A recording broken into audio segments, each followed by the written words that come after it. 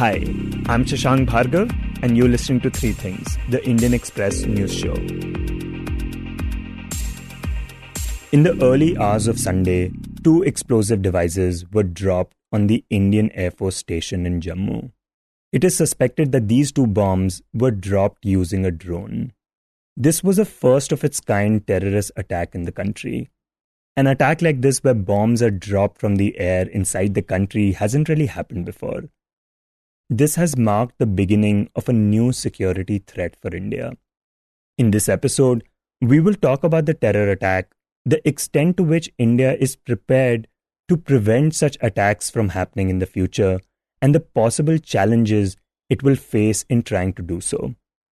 For this, we first speak to Indian Express's Aman Singh Chhina about the terror attack. Aman, could you first talk about what we know about what exactly happened on Sunday?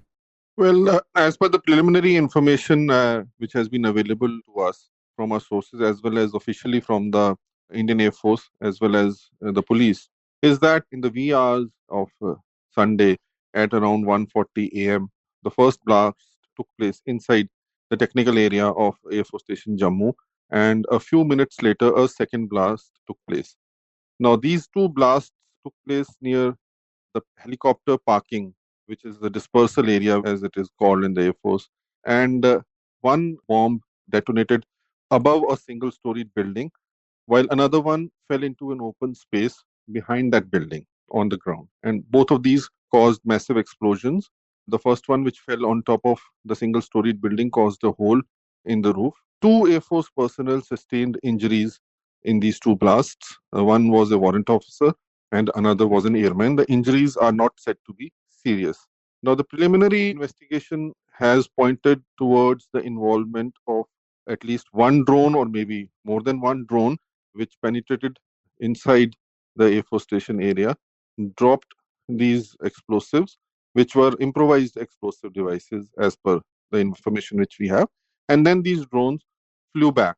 It is important to note that after this incident, there has been another incident which has given credence to this theory that it was indeed a drone attack on the Air Force Station Jammu on the intervening night of Sunday and Monday, that is on the intervening night of June 27th and 28th.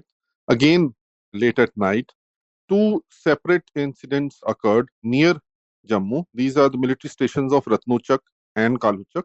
2 drones, one each, were seen at these 2 military stations and observed and heard by the quick reaction teams of the army which were deployed there. And since there was a heightened state of alert at all the military stations in the vicinity of Jammu and of course in the northern region, these drones were spotted and they were fired upon.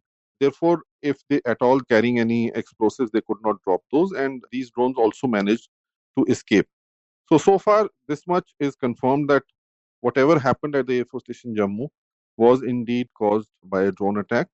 And of course, it was not an isolated incident as the 2 incidents at Ratnuchak and Kaluchak show. And based on the fact that the bombs were dropped and also based on the kind of bombs they were, what do we know about the kind of damage they actually wanted to do? What was their plan? Well, it would seem logical that they would have wanted to damage the aircraft, the helicopters which were parked nearby in the technical area. And it is not clear as of now that why they did not do so and drop these explosives on top of the helicopters or nearby, and why they chose to drop one on the open ground and one on top of a building. Maybe there was a malfunction in the drones. Maybe the range was too far. These are all conjectures and we do not know answers to these questions. But of course, it can be reliably said that the aim was to damage the infrastructure at the Air Force Station Jammu. And because there are a lot of built up areas very close by, there are houses, there are shops, there are business establishments. So it is very easy to come very close to the Air Force Station and operate these drones. Of course, the Indo-Pak border is also not very far off, but still it is at about 20-21 kilometers as the crow flies. But right now, the information which we have received from official sources is that this was done by somebody who was operating these drones in the close vicinity of the Air Force Station. And this is really the first of its kind terror attack in the country, especially considering the possibility of a drone, right? Well, yes, of course. This is the first time that a drone has been used to drop explosive ordnance at any military place or any place of significance in this region. Yes, there has been heightened drone activity along the Indo-Pak border in Punjab as well as in the Jammu area. But these drones have been observed to come in and drop arms and ammunition on the Indian side and then go back. In some areas, they have actually been shot at, they have been brought down. In some areas, they have gone down on their own. And in Punjab, arms and ammunitions at large scale have been recovered, as also in Jammu. So the capability of these drones to be modified and to be used for dropping explosives was always known. However, it is not very clear as to what counter drone measures we still have, or whether we have developed or whether we have acquired from foreign vendors. But however, our sources say that the technology has been in development. Defense Research and Development Organization, the DRDO, has been working at these anti-drone technologies, and therefore it has been in the works. However, it is quite clear that this technology is not readily available, and therefore it has not been deployed at sensitive military installations, which is why in Jammu this incident took place. And the other thing to note is that this attack happened only a few days after PM Modi met with the mainstream political leaders of Jammu and Kashmir in New Delhi, which was the first major outreach done by the center after J&K's special status was scrapped.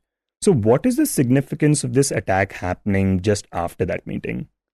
Well, yes, indeed, this attack comes just a few days after the Prime Minister held a meeting with the key political figures of Jammu and Kashmir from across party lines, as also it comes after the ceasefire which has been entered into by the Pakistan Army and the Indian Army on the line of control.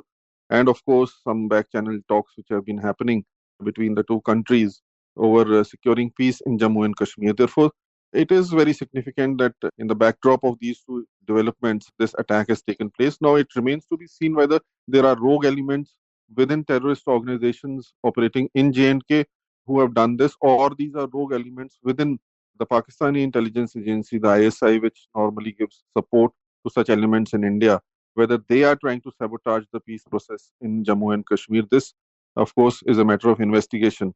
But the fact that this has happened in this timeline, it definitely shows that there is an attempt to ensure that the peace does not come back to Jammu and Kashmir. And there was also an arrest made by the J&K police just hours before the attack on Sunday. We understand that the police have arrested an alleged Lashkar-e-Taiba operative with an IED. What do we know about that? Well, so yes, there was an arrest of a person who's said to be associated with a banned organization, and some amount of explosives were recovered from him. But it is not yet sure whether he was connected to this attack which took place in Jammu, or whether he was involved in planning this attack in any way. The security apparatus normally is on a very high state of alert in Jammu and of course, in the valley in Kashmir. And therefore, these arrests keep happening. It is still not been linked to this arrest, still not been linked with what has happened in Air Force Station Jammu. Now, the questions that come to mind are, what kind of challenges will India face in the future trying to stop these attacks from happening? How hard will it be? And what experience does India already have with drones and other new technologies? For this, we speak to Deeptiman Tiwary, who reports on government agencies for the Indian Express. Deeptiman, the bombing that took place in Jammu seems to be the first of its kind terror attack in India, possibly done by a drone. But this isn't the first time that this has come up as a security threat. And in the past, of course, there have been incidents when India has faced threats from new technologies. So could you talk about the kind of threats that India has faced in the past that have involved new technology and specifically drones? See, terror groups are known to engage in asymmetric war, where they will use technology with minimum human interface to launch an attack on the enemy. And military infrastructure has to always prepare itself for these kind of new attacks. As far as India is concerned, at least for the past 3 years, we have seen multiple drone sightings. Most of these have been for surveillance. Let's remember, even we use drones for surveillance, both military and off the shelf commercial drones for surveillance. But for the past 3 years, what we have seen is dropping of weapons, IEDs, basically IEDs for later use, grenades, and drugs being dropped with the use of these off the shelf commercial drones, which are basically the kind quadcopter or hexacopter drones, which fly low and are small in size and can carry small payloads. So these are something that we have seen in the past 3 years. BSF has intercepted at least one, while Punjab Police and BSF has had intelligence and recovered payloads after they have been dropped on multiple occasions in the past 3 years. And could you give some examples of this happening in the recent past? Just over a month ago, before the Jammu attack on May 14, the Border Security Force detected weapons dropped by a suspected drone from Pakistan in Jammu. The payload included AK-47 rifles, pistol, magazine rounds, and some grenades as well. Earlier, also, a year ago in 2020, a similar payload, in fact, BSF had shot down a hexacopter which was suspected to have been launched from Pakistan, and that was also carrying weapons and grenades. So, Punjab police has also detected such payloads being dropped across the Punjab border. In one instance, in fact, two IEDs were discovered which had been dropped by drones across the Punjab border, and they were supposed to be used later with timely devices. Of course, the Jammu attack is the first such instance where a drone has been used directly for an attack, where the bomb was fitted with an impact charge so that as soon as the bomb would drop and hit the ground or the roof, as it happened in the IAF base in Jammu, it would explode. So, yes, we have been aware of drone threats, and not just by our personal experience, but drones are being used world over by terrorist groups such as the Islamic State or Houthi rebels or certain Middle East groups, where in Syria and Yemen they have been used frequently in the past half a decade. One of the most notable incidents was in Venezuela in 2018 when President of Venezuela, Nicolas Maduro, he had been attacked with a low flying drone which came in one of the military ceremonies that he was addressing, and it exploded and it led to injuries of near about half a dozen National Guard soldiers and almost caused a stampede in the ceremony. Right, and Deeptiman, in your conversations with security officers, they also mentioned the assassination of Iranian General Qasem Soleimani. He was killed using a drone. How much did that change things for them, in the way they see this threat?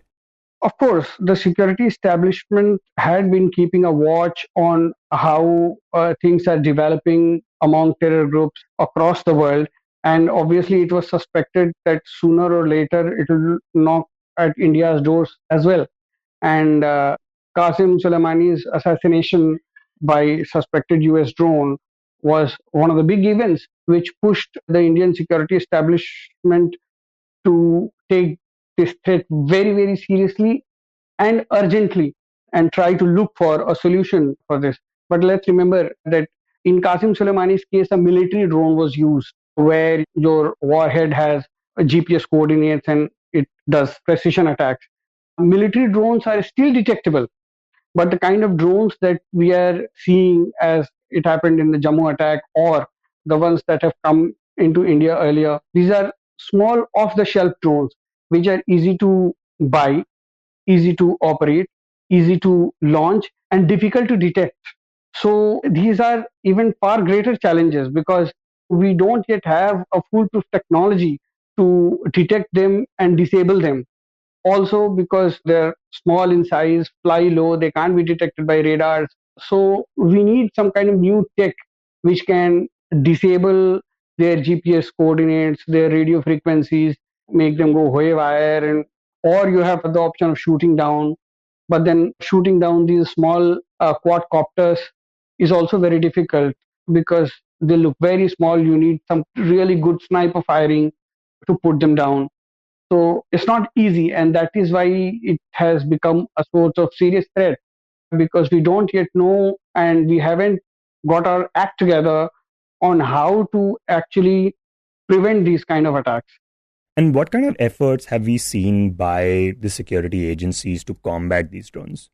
So since 2020, forces like the Border Security Force and even the armed forces have been pushing for technology that can disable such drones. In fact, the DRDO has even prepared some kind of tech which can disable drones. However, one of the greatest challenges will always be that, look, you have a massive border, most of which falls in the hinterland. how do you cover that entire border running from Punjab, Rajasthan to Jammu and Kashmir?